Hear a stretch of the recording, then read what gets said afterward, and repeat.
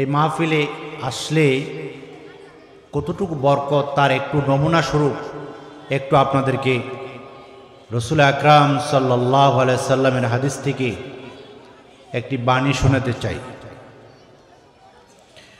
আল্লাহর নবী জনাবে মুহাম্মদ রাসূলুল্লাহ সাল্লাল্লাহু তাআলা আলাইহি সালাতু ওয়াস সালাম বর্ণনা করেছেন, আল মাহিরু ওয়াল কুরআনি মা'আস সাফারাতিল কিরামিল বারারাহ। বলেন আল্লাহু আকবার।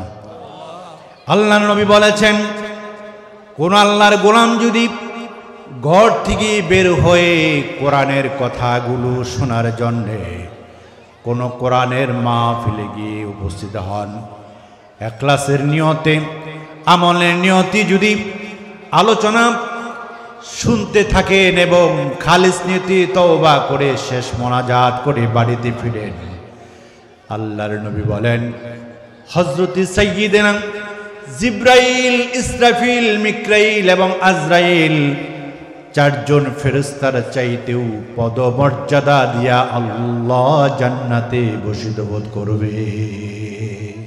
বলুন না সুবহানাল্লাহ। কিন্তু অত্যন্ত পরিশাপের বিষয় হলো এই,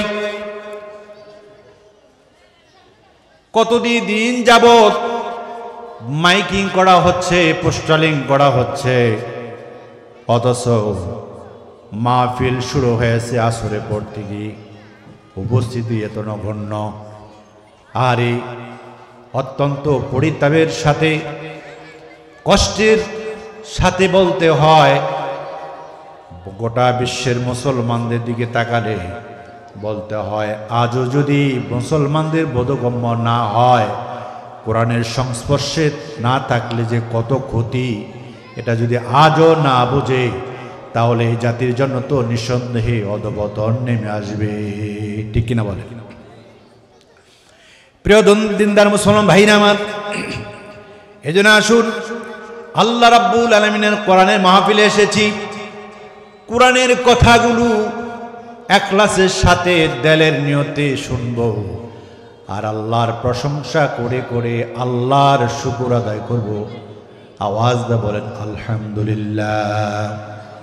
এটা আওয়াজ দা বলেন আলহামদুলিল্লাহ। বলতেছিলাম যে আল্লাহ রাব্বুল আলামিন আমাদেরকে এত সুন্দর করে বানালেন, সেই রব্বুল আলামিন এত সুন্দর করে বানানোর পরে আমরা সেই রবের যদি ইবাদত না করি, দাসত্ব না করি, গোলামি না করি, বন্ধুগণ বলেন তো কাল কিয়ামতের ময়দানে আল্লাহ তাআলা যখন ডাকদা বলবে, গোলাম দুনিয়ায় প্রেরণ করেছিলাম, আমার জন্য কি হাদিয়া নিয়ে আসছো, কি উপটুকুন নিয়ে আসছো, কি জন্য তোমাকে প্রেরণ করেছিলাম, কি জোগাড় করেছো, জবাব দাও। জবাব দিয়ে তুমি আমার জান্নাতে চলে যাও। ওদিন কি পারবো? এজন্য আল্লাহ রাব্বুল আলামিন সূরাতুল বাকারার 28 নম্বর আয়াতে কারিমার মধ্যে আল্লাহ বলেন, কাইফা তাকফুরুনা বিল্লাহি ওয়া কুনতুম আমওয়াতান ফাআহইয়াকুম সুম্মা ইউমীতুকুম সুম্মা ইহয়ীকুম সুম্মা ইলাইহি তুরজাউন।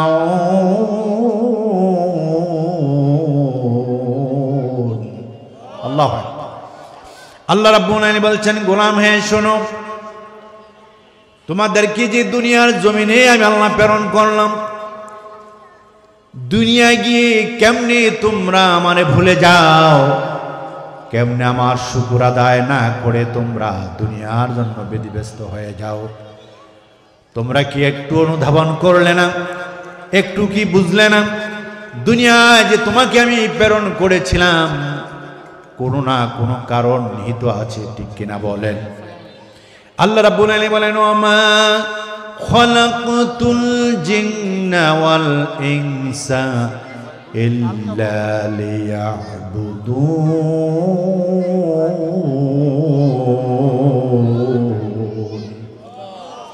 আল্লাহ রাব্বুল আলামিন বলেন, গোলাম হে শোনো, আমি রব্বুল আলামিন তোমাদেরকে যে সৃষ্টি করেছি এর পেছনে একটি কারণ তো অবশ্যই নিহিত আছে। সেটি হলো কি, গোলাম তোমরা আমার দাসত্ব করবে, তোমরা আমার গোলামি করবে, আমারে আল্লাহ আল্লাহ বলে ডাকবে। তোমরা যদি আমারে আল্লাহ আল্লাহ বলে ডাকো আর আমি আল্লাহ রব্বুল আলামিন তোমাদের ডাকে সাড়া দিয়া খুশি হইয়া তোমাদের জন্য জান্নাতুল ফিরদাউস ওয়াজিব করে দেব। বলেন সুবহানাল্লাহ। এই তোমরা কথা বলো না। আল্লাহ রাব্বুল আলামিন বলেন, ইন্নাল্লাযীনা ক্বালু রাব্বুনাল্লাহ,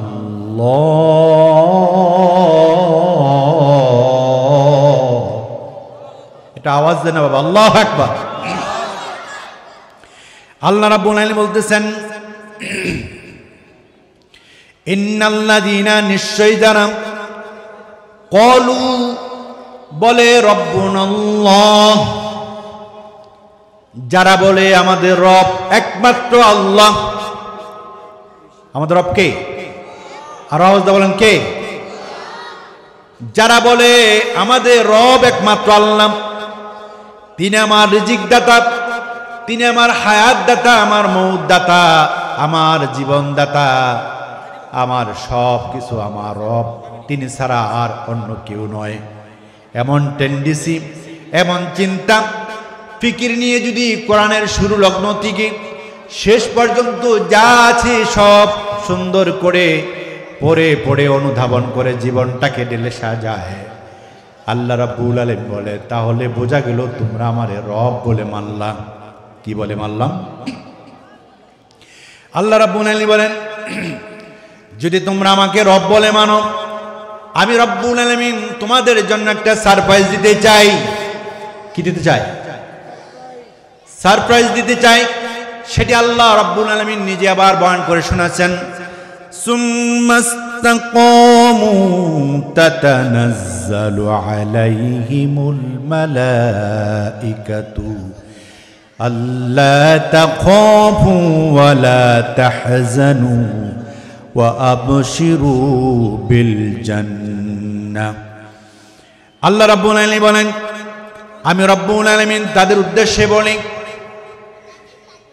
যদি কোন আল্লাহর গোলাম আল্লাহকে আল্লাহ বলে ডেকে আল্লাহর কোরআনের বিধান অনুযায়ী তার জীবনটাকে ঢেলে সাজায়, আল্লাহ রব্বুল আলামিন বলেন, আমি রব্বুল আলামিন তাদের জন্য কিছু ফেরেশতা নিযুক্ত করে দিব, যে ফেরেশতাগুলো দুনিয়া কিংবা পরকাল সর্বক্ষণ সর্বাবস্থায় তাদের সাথী হবে, তাদের কোনো টেনশন নাই, তাদের কোনো চিন্তা নাই।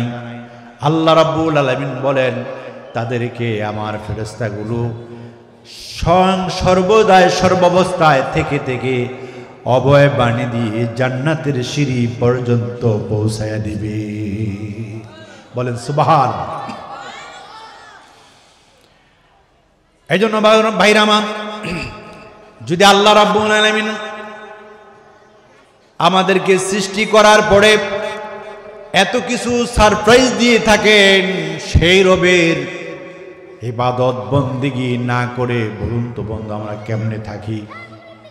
এই জন্য আল্লাহ রাব্বুল আলামিন বলেন, গোলাম হে শোনো, কাইফা তাকফুরুনা বিল্লাহ ওয়া কুনতুম আমওয়াতান ফাআহইয়াকুম।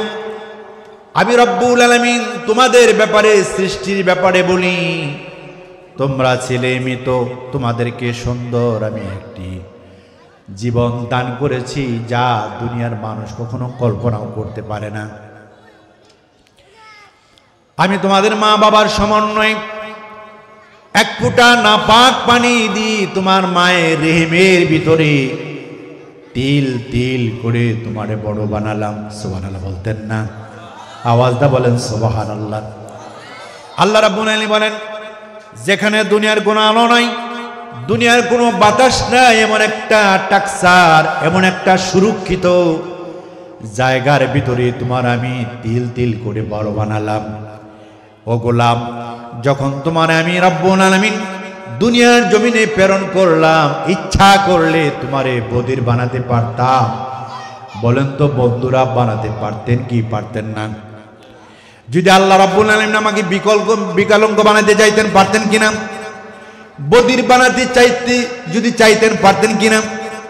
আল্লাহ এর জন্য আবার সূরাতুল নাহলের 78 নম্বর আয়াতে বয়ান করে শোনান, ওয়াল্লাহু আখরাজাকুম মিন বুতুনি উম্মাহাতিকুম লা তা'লামুনা শাইআ। আল্লাহ রাব্বুল আলামিন বলেন, গোলাম হে শোনো, আমি রব্বুল আলামিন যদি ইচ্ছা করতাম তোমারে বধির বানাতে পারতাম, বোবা বানাতে পারতাম, বিকলাঙ্গ বানাতে পারতাম, তোমরা কেউ জানতে না। সুতরাং গোলাম হে, তোমাদের উদ্দেশ্যে বলি, তোমাদেরকে আমি সৃষ্টি করেছি, লাকাদ খালাকনাল ইনসানা ফি আহসানি তাকওয়িম।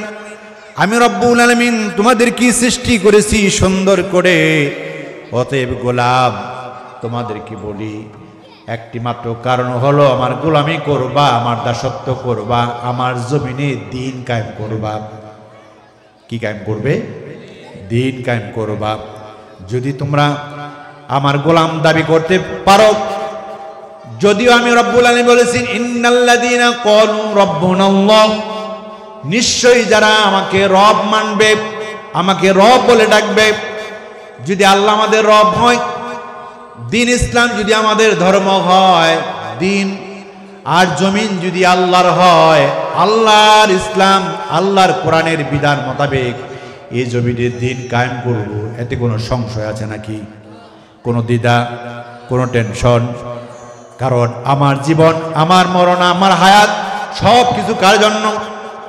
আল্লাহ বলেছেন, আল্লাহ রাব্বুল আলামিন বলেন, ও দুনিয়ার মানুষ শোনো, কুল ইন্না সলাতি ওয়া নুসুকি ওয়া মাহইয়ায়া ওয়া মামাতি লিল্লাহি রাব্বিল আলামিন।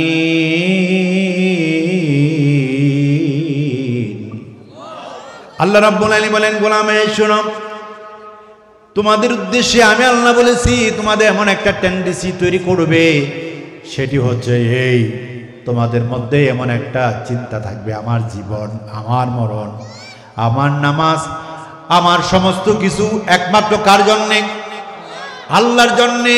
আর আল্লাহর জন্য যদি সব হয়ে যায়, এই জন্য আল্লাহ রাব্বুল আলামিন বলছেন, ইন্নাল্লাযীনা ক্বালু রাব্বুনাল্লাহ সুম্মা ইসতাকামু ফালা খাউফুন আলাইহিম ওয়ালা হুম ইয়াহজানুন।